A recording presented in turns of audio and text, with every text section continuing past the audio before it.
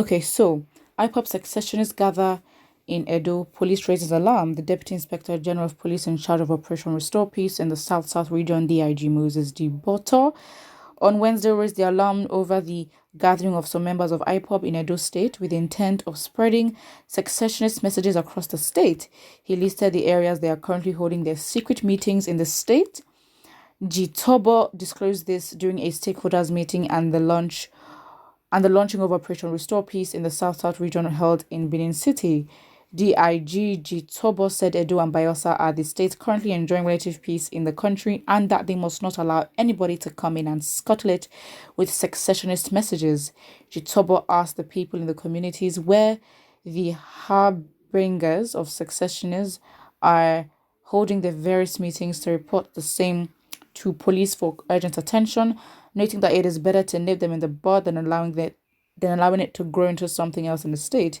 He said his mission in the region was to restore peace, noting that President Buhari inaugurated what is called Operation Restore Peace in the troubled region, South, and Southeast, and that he is in charge of the South region. While reacting to the call by stakeholders to profile these recruited into the vigilante group in the state, he said the state commissioner of police would work in synergy with the heads of the group to remove the bad eggs. He noted that the policing in the state is not an easy task, therefore there is need for the police to work hand in hand with the vigilante, and that such has brought about peace in the state. All right. I mean, I understand how, like, obviously Edo State is not necessarily going through a lot when it comes to insecurity, like unknown gunmen, herders, and all that. And they would obviously not really like that. However, you can't really stop it. Igbos are everywhere. So again, you might have Igbos that have been living in Benin for how many years, but then maybe, obviously right now, maybe they are part of Ipob and they were living in Edo State. You can't just fault them. Of course, now it's very much intensified. And obviously, if you are Ipob, ESN, you are literally fished out.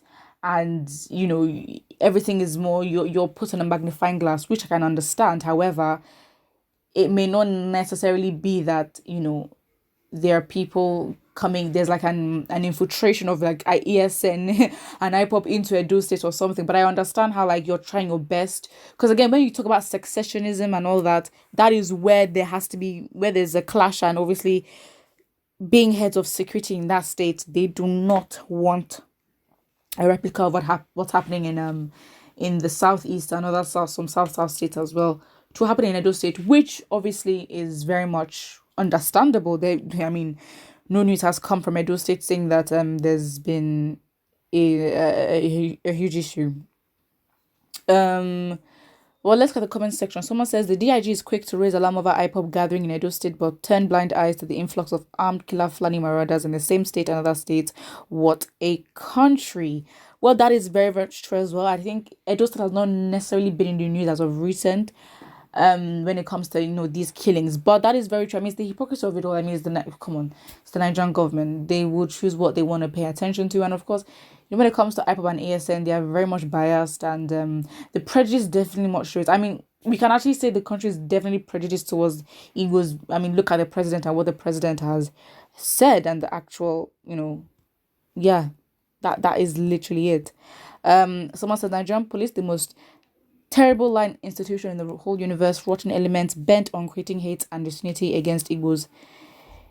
The falsehood last time they were alerting Southwest IPOB were planning to bomb important strategic places, and it failed. Okay, please, grammar.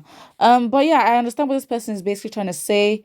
Of course, they do put in an effort. I mean, the police right now, they do put in efforts to change the narrative very much, say things about ESN, trigger like, statements that would, if you don't have a mind of your own, if you fall for that, you would probably end up hating Biafrans, IPOB, whatever it was, whatever you want to call it.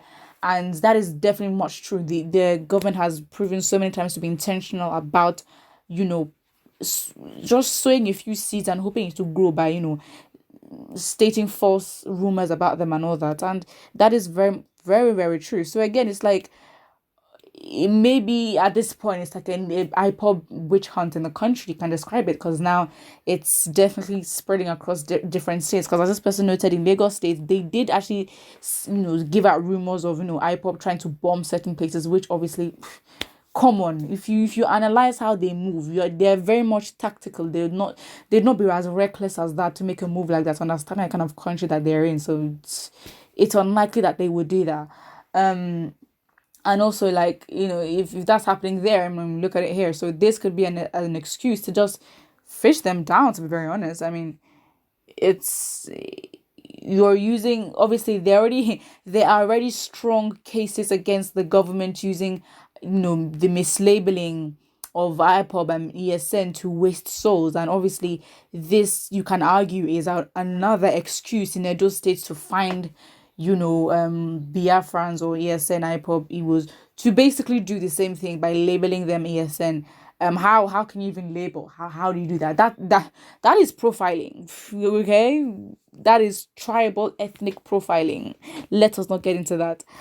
Someone says, stupid DIG, you are going into Edo State to canvass for one Nigeria and push out secessionists. At the end of the day, you cannot push out it's an opinion or a point of view. Nothing is being, by the Nigerian government, nothing is being, nothing is happening that's we can say, okay, for sure they're working to make sure that there's a separation. No, the fact is, right now, as it stands, you being a secessionist is, as of right now, an opinion, because nothing is happening about it. So again, it's just like, you can't, if people think like that and that's how they choose to, or that's their mentality and that's what it is, you cannot chase them out. You cannot. What if they're secessionists and there are not Igbos? Then what do you do about that? Because again, secessionism comes from the people. If they want that, it's what they want. Again, with the Igbos specifically, I think we need to look deep into this issue, because at this point, you are holding people against their will. They want to go, you are saying no. Why? Do you know what that is called? It is called kidnap. Exactly. That is what it is. You're holding a set of people against their will. You're not listening to them. You are taking away their human rights to protest and voice out their opinion. Listen, secessionism is their opinion, and if they want to work towards that, they work towards it. Okay. And of course, with the president giving out very offensive statements, for someone who was actually alive and was active in the force during the genocide of 1969 to 1967 to 1970, that is a strong statement. And of course, can you really blame Igos for feeling marginalized? But what you think about it in the comment section below. Don't forget to like and subscribe.